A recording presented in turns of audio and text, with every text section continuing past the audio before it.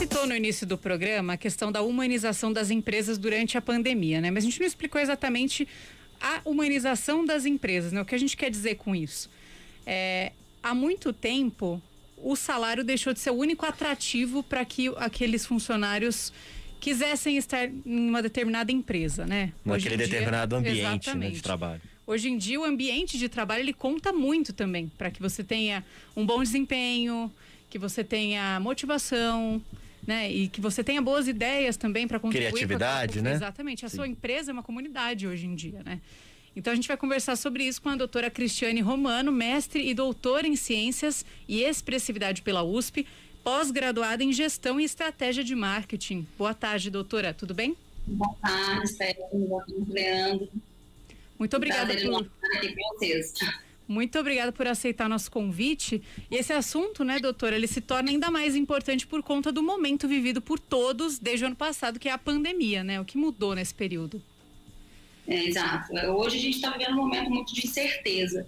E dentro das empresas, ainda mais. Porque o que acontece? Os colaboradores, né, as pessoas que trabalham, os líderes acabam passando ali um desconforto, porque todo mundo já está desconfortável. Algo que a gente achou que ia terminar em 6 meses, até hoje nós estamos nessa polêmica. Então, os colaboradores, eles se sentem muito pressionados, porque eles não sabem o que vai acontecer.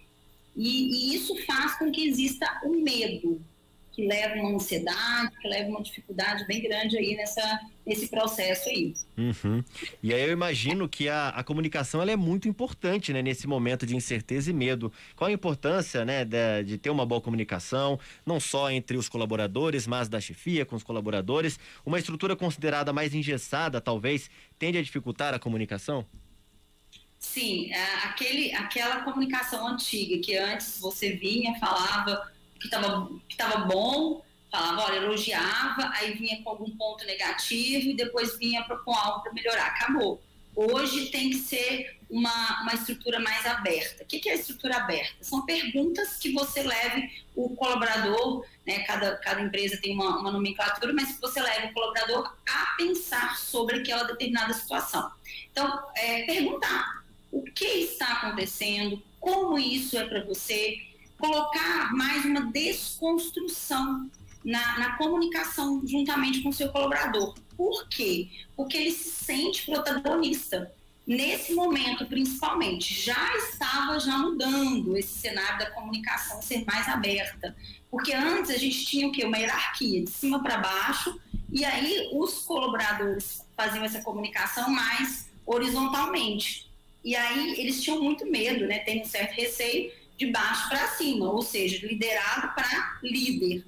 Agora, com esse momento, tem que existir o de baixo para cima, que é essa abertura que o líder ele vai fazer com o seu colaborador. Olha, o que você está sentindo? Como é isso para você? Sempre perguntas abertas para que ele se sinta à vontade em se colocar. Tá? Uhum. E a gente vê, né, há algum tempo já, né, empresas multinacionais, empresas até no exterior, né, que começaram a ter salas de descompressão. Startups, né? Também. Startups, né, salas de descompressão com uma área ali de leitura, um espaço para você relaxar um pouco, às vezes até algum jogo tem ali, um pebolim, né, enfim. Mas o que é a descompressão, né? Como a senhora pode descrever para a gente a descompressão e qual a importância dela no cotidiano das empresas, doutora? Olha só, porque as empresas têm até um clichê que é o seguinte, chega a ser um clichê ou até mesmo uma frase muito dita, é muito importante resultado e meta, precisa chegar na meta. Essa é a frase que as empresas sempre colocam. Porém, o que acontece? Esquecem de olhar o outro lado. Porque essa frase tem que chegar na meta, tem que ter resultado, traz uma pressão. Então, o que é o contrário disso? É você trazer um playtime, né? Que é um tempo de socializar, um tempo da pessoa ela conseguir, por exemplo, liberar o lado criativo cerebral. Qual que é? O lado direito, que é o lado... Porque se a pessoa está ali na pressão, o que ela faz? Ela se julga, ela racionaliza, então ela não vai ter como, ela vai simplesmente se sentir pressionada. Então, quando ela faz essa pausa de socialização ou uma atividade lúdica, pode ser até uma atividade produtiva mesmo, referente a algum setor que ela trabalha, porém, de uma forma que você consiga estimular um dos lados cerebrais, que é o lado criativo, e o direito, que aí expande. Porque a pessoa, quando ela está muito preocupada, não sei se já aconteceu, o pessoal de casa quer dar um exemplo bem simples. Quando a gente quer muito criar alguma coisa, e aí você fica, ai meu Deus, como é que eu começo? Como é que eu faço? Aquilo ali te gera uma pressão. E esse gerar essa pressão faz com que você não tenha criatividade. E aí você fala, vou dar uma voltinha, vou sair.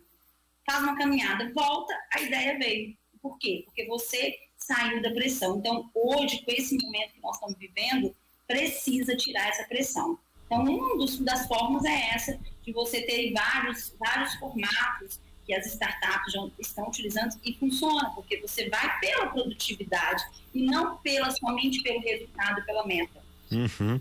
Mas aí me surge uma curiosidade, doutora. Como ficou a descompressão no home office, adotado por muitas empresas desde março do ano passado, né? A pessoa tá ali na casa dela, já teve que adaptar o ambiente ali da casa, o quarto, o escritório, para quem tem, a própria sala de casa, né? A descompressão fica como nisso? É papel da empresa também gerar uma forma virtual de fazer isso, talvez?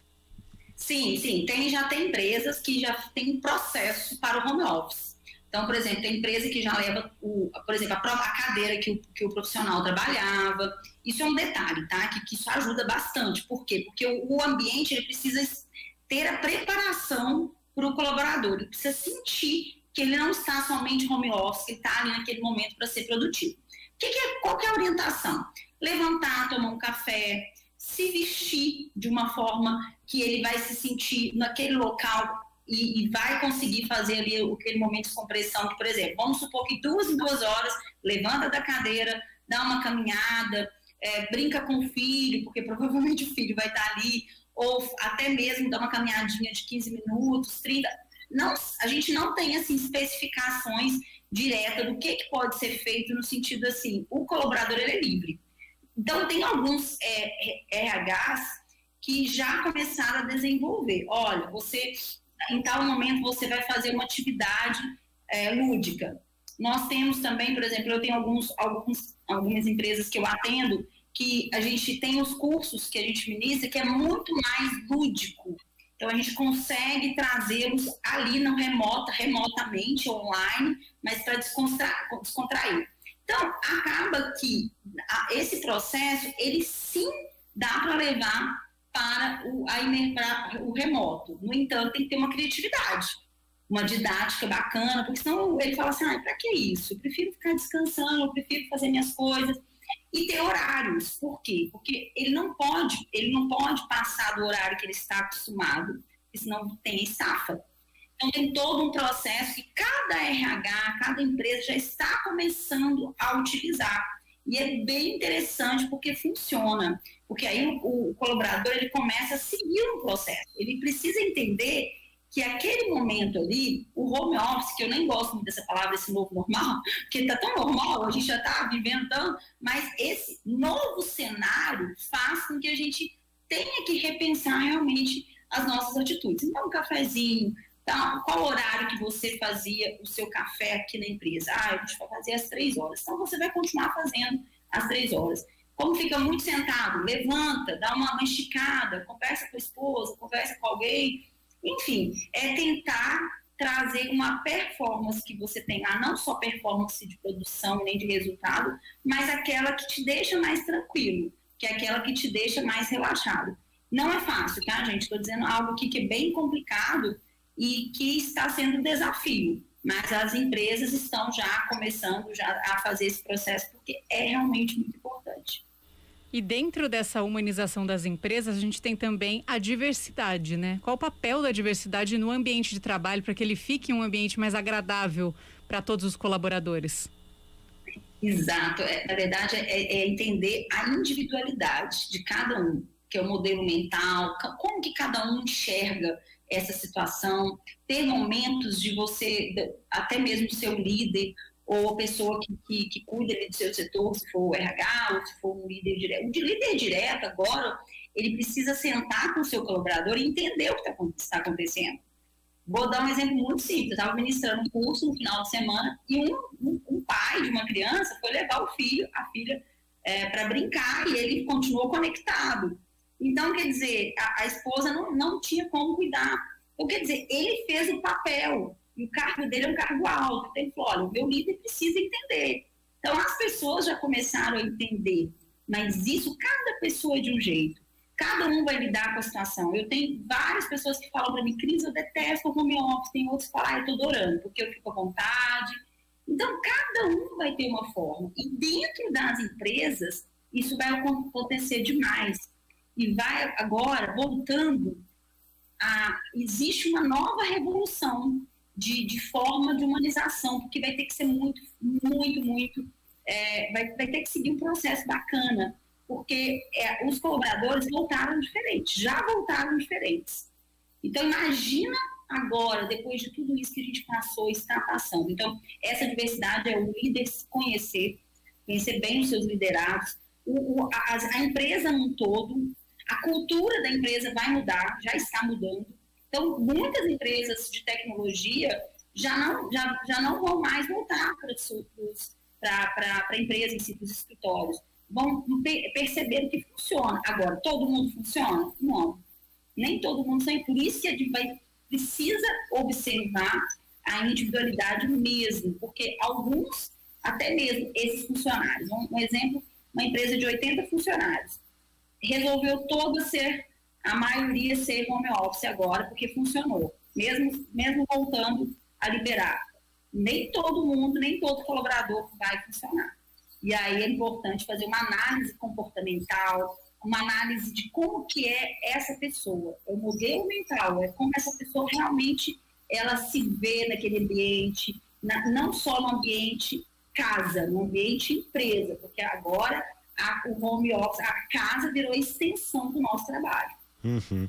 Sem dúvida, doutora Cristiane Romano, muito obrigado, né, por esse papo, por essa conversa. Doutora que é mestre também e também doutora em Ciências de Expressividade pela USP e pós-graduada em Gestão e Estratégia de Marketing. A gente agradece demais por esse papo. Bom trabalho, boa tarde para você. Eu agradeço, gente. Um abraço para todos.